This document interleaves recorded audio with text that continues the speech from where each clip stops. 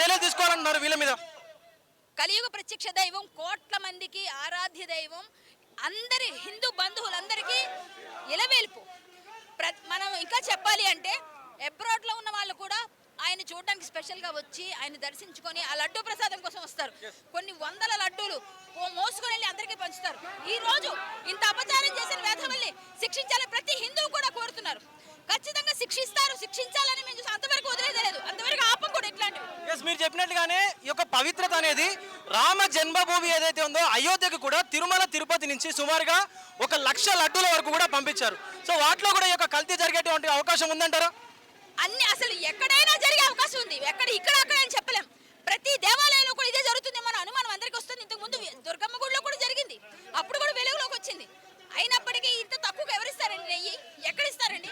అందులో కల్తీ లేకుండా ఎలా ఇస్తున్నాడు? ముందు విచారణ జరగాలి.